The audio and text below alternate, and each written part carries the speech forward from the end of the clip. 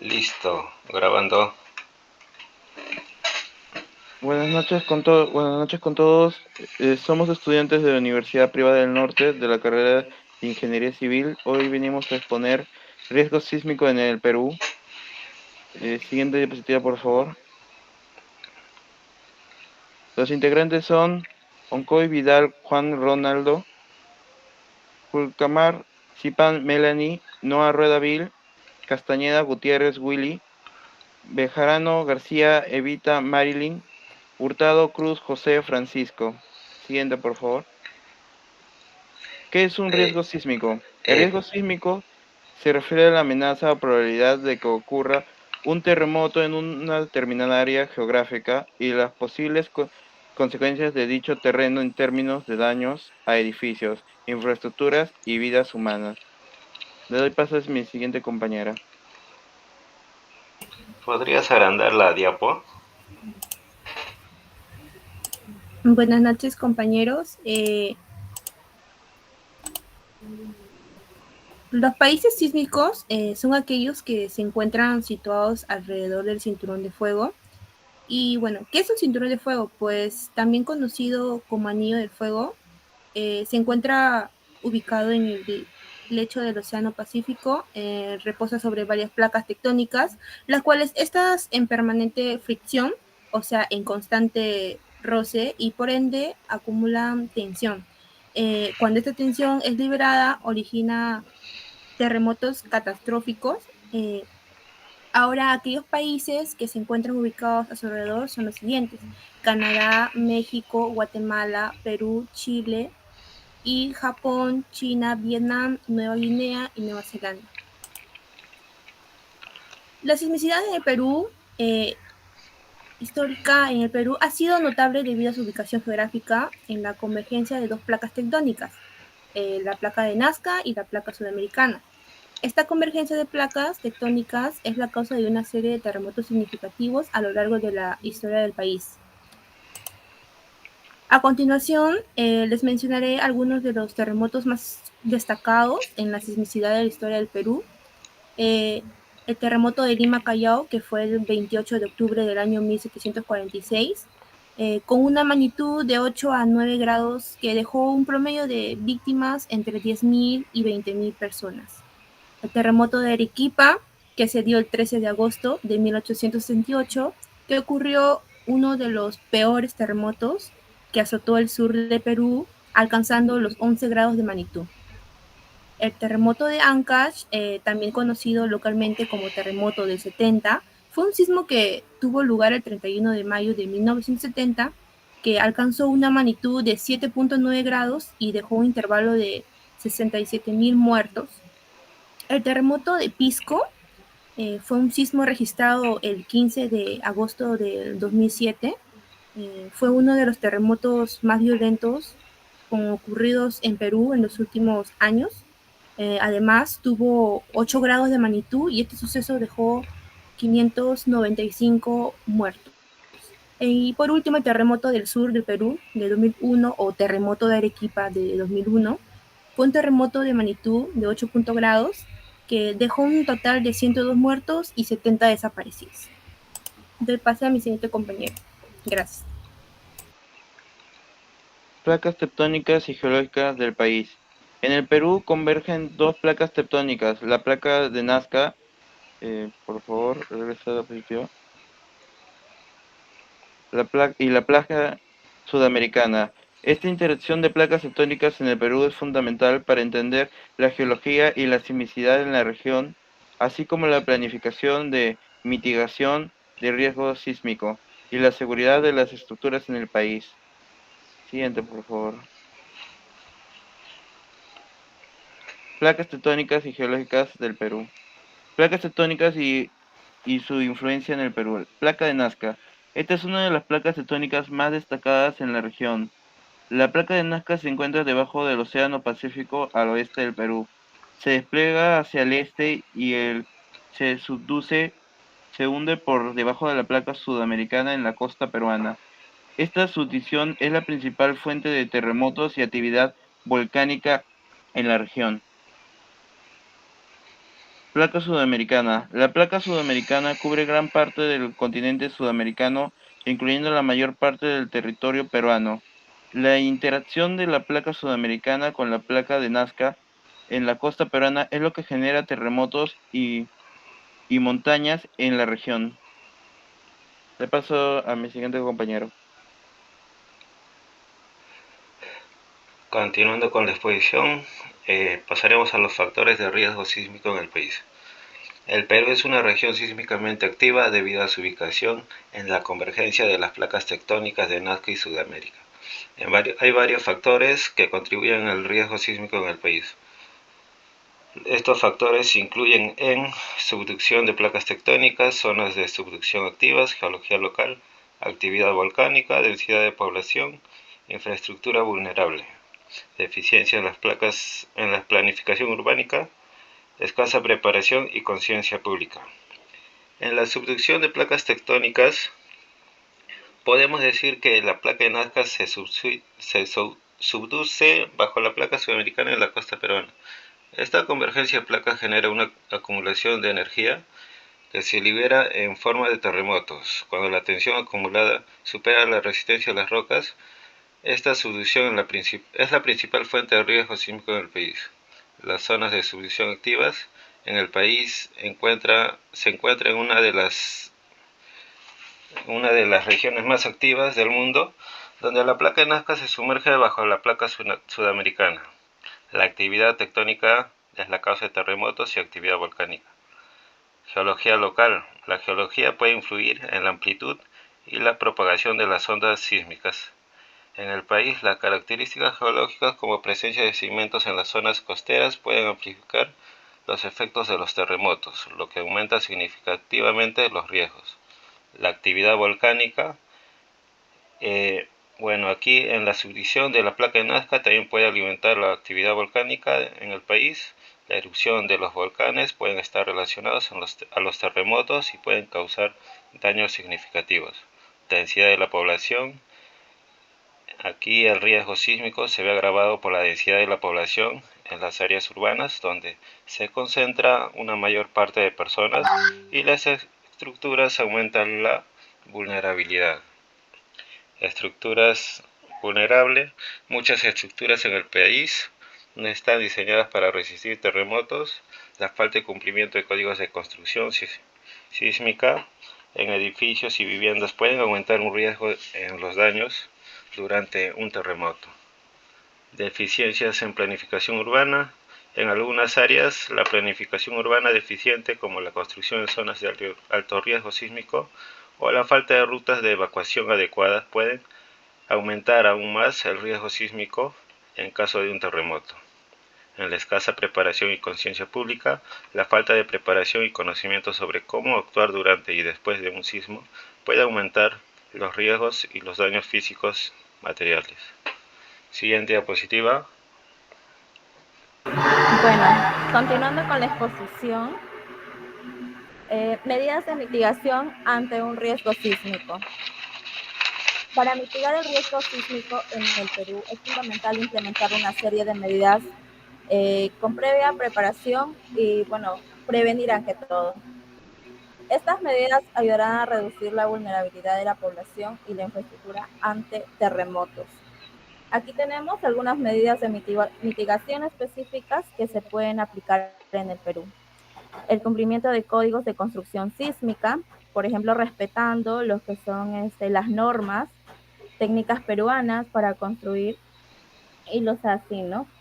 Evaluación y reforzamiento de edificios antiguos, planificación urbana, sistemas de alerta temprana, educación pública, monitoreo sísmico, infraestructura sísmicamente resiliente, simulacros de evacuación, investigación sísmica. Es muy importante tener en cuenta algunas medidas, como las ya mencionadas, y sobre todo tener bastante conocimiento hoy en día acerca de la mala infraestructura que se realiza por personas que empíricamente a veces realizan construcciones que no van con el reglamento. Por ejemplo, como la norma E030, sobre sismos, etcétera.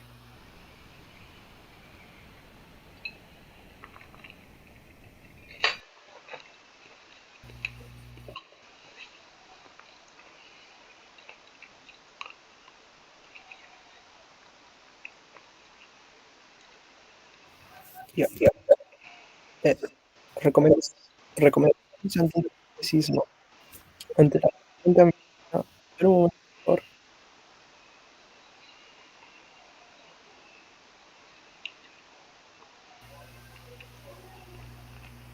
Recomendaciones ante un posible sismo. Ante la constante amenaza de sismos en el Perú es importante tomar medidas de precaución y saber cómo actuar en caso de un posible terremoto o sismo. Aquí tienes algunas recomendaciones clave. Por ejemplo, ante un posible sismo, educación sísmica. Es muy importante que los chicos en el colegio sepan cuáles son las rutas de evacuación. Plan de emergencia familiar. Por ejemplo, tener una mochila en casa preparada para cualquier tipo de emergencia, sea sismo o desastre natural. Kit de suministros de emergencia, que como ya les comenté, enlatados, una linterna, aseguramiento de muebles, identificación de refugios seguros en la zona ante un posible sismo. Siguiente, por favor.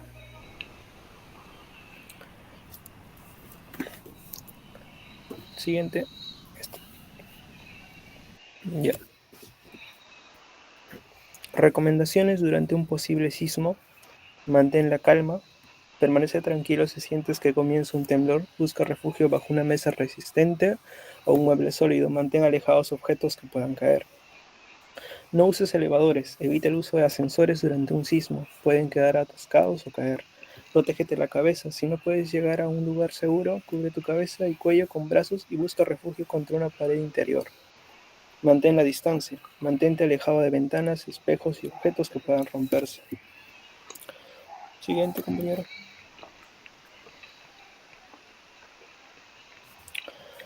Recomendaciones después de un posible sismo. Evalúa lesiones y daños. Verifica si hay heridos y brinda ayuda si es seguro hacerlo. Evalúa los daños en tu hogar y decide si es seguro permanecer allí. No toques cables caídos. Mantente alejado de cables eléctricos caídos, ya que pueden estar activos. Escucha fuentes confiables. Escucha las noticias de fuentes confiables para obtener información sobre réplicas, evacuaciones u otras instrucciones. Usa tu kit de suministros. Si es necesario, utiliza los suministros de tu kit de emergencia.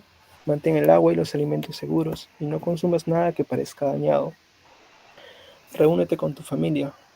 Reúnete en el punto de encuentro previamente establecido y comunica tu estado a los contactos de emergencia. Inspección de vivienda. Si estás seguro de que tu hogar es seguro, realiza una inspección para detectar daños estructurales antes de volver a entrar. Participa en simulacros. Participe en ejercicios de simulacro de terremoto para practicar la respuesta y mejorar la coordinación familiar y comunitaria. Recuerda que la prevención y preparación son esenciales para proteger tu vida y la de tus seres queridos ante un posible sismo.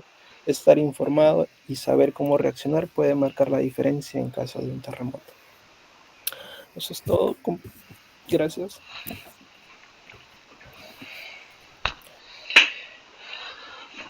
Bueno, gracias público en general. Agradecemos su participación y eso es todo. Gracias. Disculpe, se les va a enviar lo que es un link de una encuesta de satisfacción a lo que es el grupo. Por favor, podrían realizarlo, ese formulario. Gracias. Tengo una pregunta. Ay, perdón. Sí, adelante.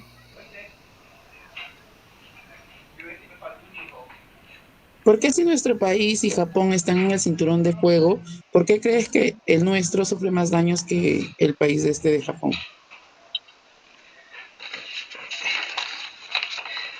A ver, yo voy a responder esa pregunta. Debido a la subdivisión de placas tectónicas de Nazca y la placa sudamericana, es por ello que tenemos mayor influencia de sismos en el país. Esto quiere decir que la placa de Nazca se hunde hacia el interior de la Tierra, y la placa de sudamericana solo va en sentido horizontal. Y estas dos placas se encuentran, ¿no?, en el territorio peruano. Es por ello que tenemos más probabilidad de sufrir más sismos.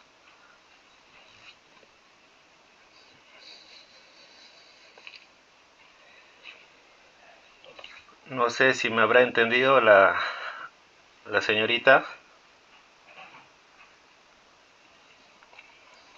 Ahí está bien explicado en la diapositiva número 8, si lo proyectas, compañera. Quizá puede proyectarlo para que En de la repente hay más dudas, alguien por ahí desea hacer otra pregunta. Sí, ahí está en la imagen. La placa de Nazca se hunde hacia la parte inferior de la Tierra, y la placa sudamericana solo va en un sentido horizontal. Y ese es la causante, ¿no?, de los sismos y terremotos en el país.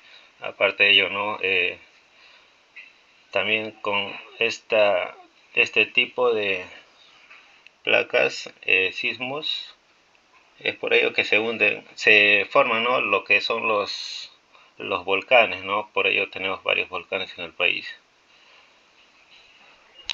Sí, gracias por su respuesta, expositor Willy. Con respecto a las leyes de las que hablaba la expositora Marilyn, una pregunta. Mi pregunta también va en base no solo a lo físico, también a las leyes. También se debe a la mala gestión que tenemos nosotros al momento de la construcción de las viviendas.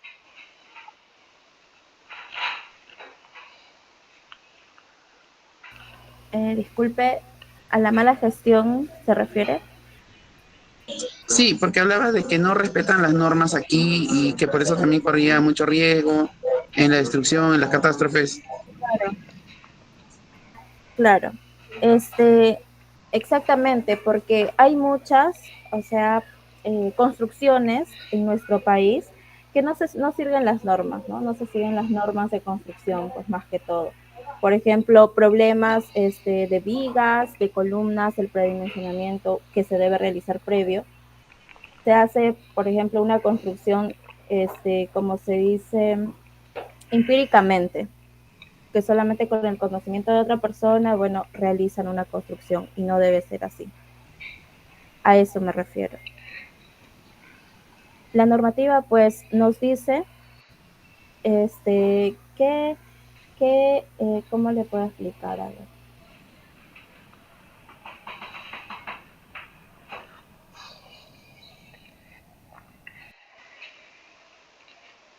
Bueno, según la norma, para poder hacer una edificación, una construcción, una vivienda, debemos de tener los planos de arquitectura, estructura, principalmente, debidamente aprobados por un ingeniero civil, cosa que la gran mayoría en el país no realiza, no respeta estos reglamentos, y construye de manera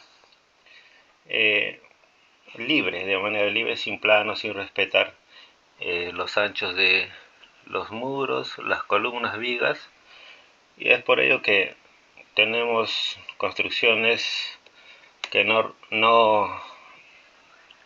resisten a los terremotos, los sismos.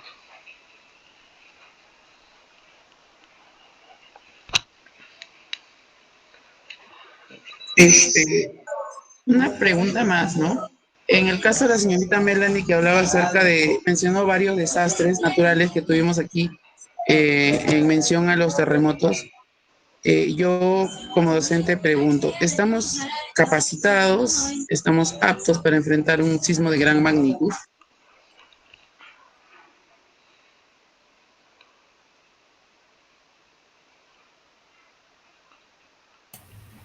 Respondiendo a su pregunta, Perú no está capacitado para un sismo mayor un terremoto mayor de 7 grados.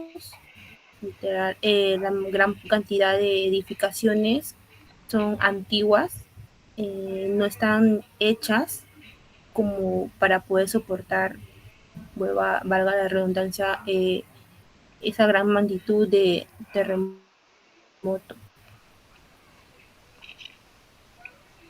A ver, si me permiten, en el terremoto de 2007, hubo grandes daños en Pisco. Ahí hay un gran ejemplo de cómo es que el Perú todavía no está preparado para soportar terremotos a grandes escalas. Hubo varias partes de chacras que se abrieron, la tierra, y varios edificios antiguos se cayeron.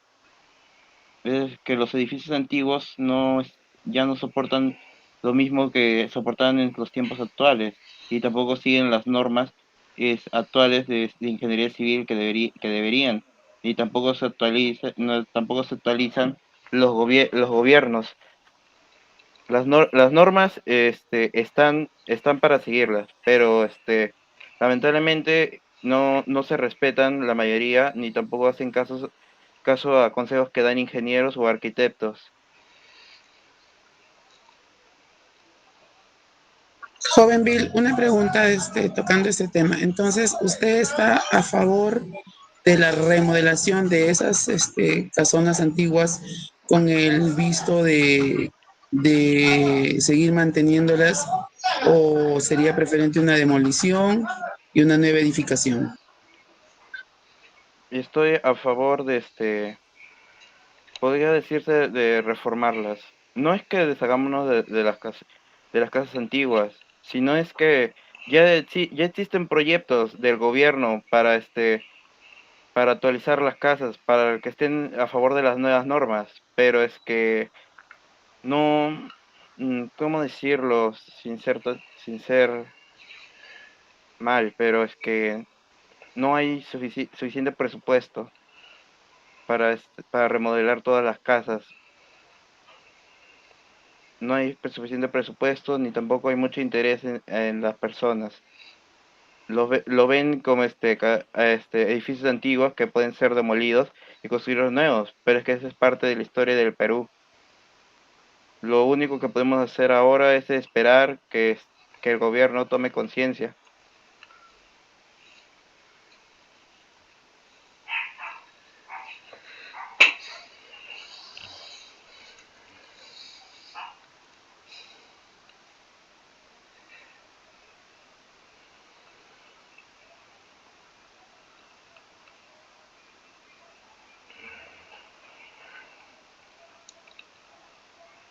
Muchas gracias a todos. Si alguien tuviese más preguntas,